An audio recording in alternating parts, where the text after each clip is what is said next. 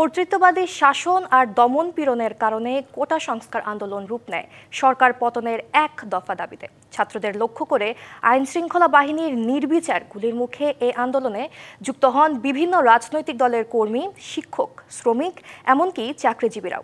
সংঘাত রক্তপাতের মধ্যে জুলাই পেরিয়ে আন্দোলন প্রবেশ করে অগাস্টে। ৫ই অগাস্ট পতন হয় শেখ হাসিনা সরকারের।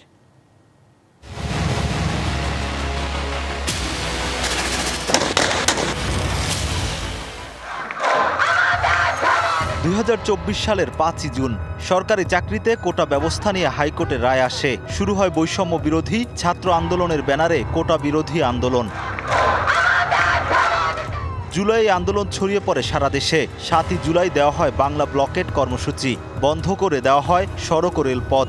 ৫ জুলাইয়ে সাবেক প্রধানমন্ত্রী শেখ হাসিনার এক মন্তব্য আরো উস্কে দেয় আন্দোলনকে। উত্তাল হয়ে ওঠে দেশ।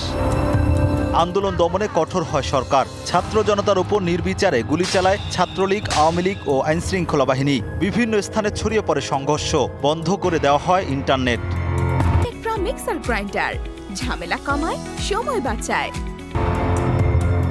এরপর ৯ দফা দাবিতে কমপ্লিট শাটডাউন কর্মসূচির ডাক দেয় বৈষম্য বিরোধী ছাত্র আন্দোলন। আন্দোলন দমনে ২০ জুলাই সারা দেশে জারি করা হয় কারফিউ। এর মধ্যেই রাস্তায় নামে মানুষ।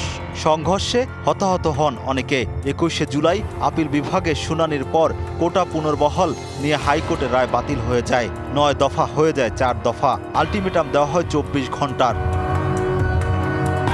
এরপর ধরপাকড় শুরু করে আইনশৃঙ্খলা বাহিনী। কোনো উপায় না পেয়ে ৪ দফা থেকে সরকার পতনের ১ দফা দাবি তোলে ছাত্র জনতা।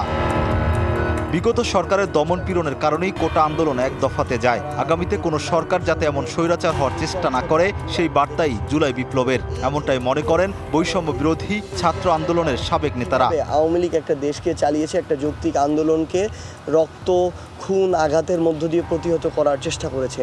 তো আমরা আগামীর বাংলাদেশে এই ধরনের আর কোনো দৃষ্টান্ত দেখতে চাই না। এবং অন্য যে কোনো রাজনৈতিক দল ক্ষমতায় টিকে থাকার জন্য যদি এই পথের অবলম্বন করে, তারাও এই আওয়ামী লীগের পরিণতি থেকে শিক্ষা নিতে পারে এবং আগামীর বাংলাদেশে এই ঘটনাগুলো আমরা আর ঘটতে দিব না। ঢাকা টু লং মার্চ কর্মসূচির ডাক দিলে ৫ই আগস্ট নিয়ন্ত্রণের বাইরে চলে যায় পরিস্থিতি। গণ অভ্যুত্থানের মুখে সেদিন দুপুরে দেশ ছাড়েন শেখ হাসিনা। আনন্দ উল্লাস ছড়িয়ে পড়ে সারা দেশে। যাত্রা শুরু হয় নতুন এক বাংলাদেশের।